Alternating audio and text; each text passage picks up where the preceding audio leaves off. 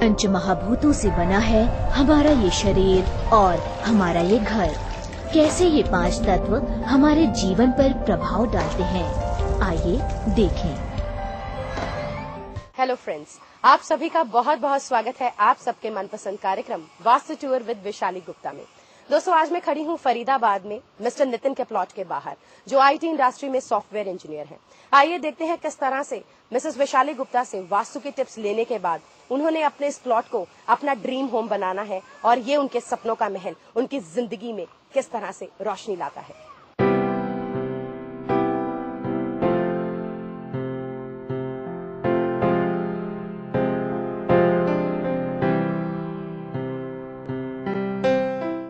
मेरा नाम नितिन है और मैं चाहता था कि प्लॉट खरीदते समय ही मैं वास्तु के अनुसार अपना आगे का प्रक्रिया करूं। तो मैंने वैशाली जी को कांटेक्ट किया और उन्हीं की गाइडेंस लेकर मैंने ये प्लॉट खरीदा। मेरा ये प्लॉट आप देख सकते हैं नॉर्थ ईस्ट डायरेक्शन में है और आगे की भी जो हमारी प्लानिंग है, जो कंस्ट्रक्शन है, वो भी हमने वास्तु के अकॉर्डिंग ही वैशाली जी से कंसल्टेंसी लेकर पूरा प्लान बनाया है। और आगे ये जो बीम्स और पिलर्स जो हैं ये भी अकॉर्डिंगली ही बनाए जा रहे हैं वास्तु के अकॉर्डिंग। तो आइए दर्शकों, वक्त हो चला है आपकी मुलाकात करवाने का विश्व विख्यात वास्तु विशेषज्ञ और पायरा वास्तु एक्सपर्ट मिसेस वैशाली गुप्ता जी से। वैशाली जी, आपका बहुत बहुत स्वागत है। नमस्कार। नमस्कार। वैशाली जी, सबसे पहले तो मैं यही जानना चाहूंगी, आप जब भी किसी क्लाइंट को कोई प्लॉट चूज करवाती हैं तो आप मेनली किन किन चीजों का ख्याल रखती हैं?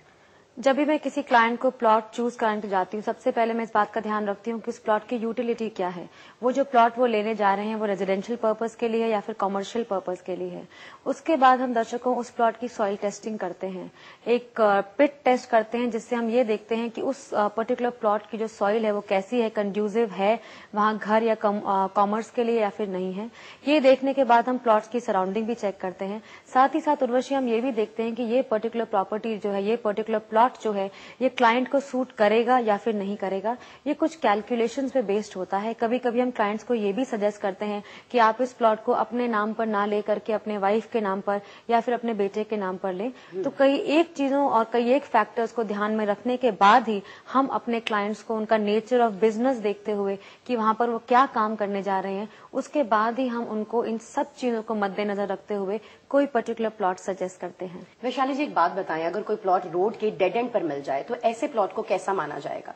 डेड एंड वाले प्लॉट्स को हम बिल्कुल भी वास्तु के दृष्टि से अच्छा नहीं मानते हैं। खासकर वो प्लॉट्स दर्शकों जो कि बाकी सब साइड से बंद हो और केवल साउथ से खुले हों, यानी कि जिनका जो रोड का डेड एंड है वो साउथ में आ रहा हो, ऐसा प्लॉट आपको अपने जीवन में, ऐसा घर आपको अपने जीवन में कभी भी लेकर के नहीं आना चाहिए।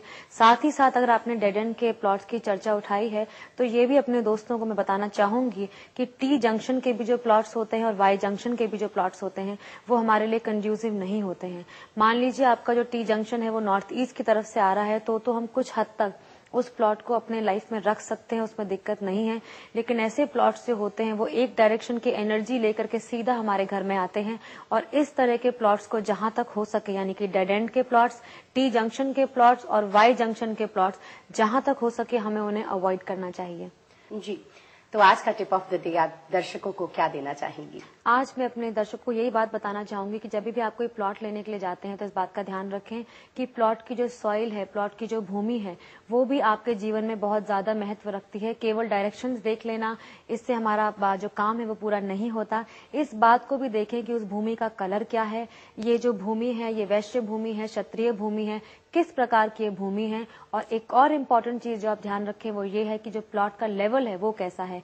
प्लॉट आपका साउथ वेस्ट की तरफ से ऊंचा और नॉर्थ ईस्ट की तरफ से नीचा होना चाहिए। वैशाली जी, आज के सजेशंस के लिए आपका बहुत बहुत शुक्रिया। दर्शकों, आज के कार्यक्रम में इतना ही। आपसे लेना चाहेंगे इजाजत। नमस्कार।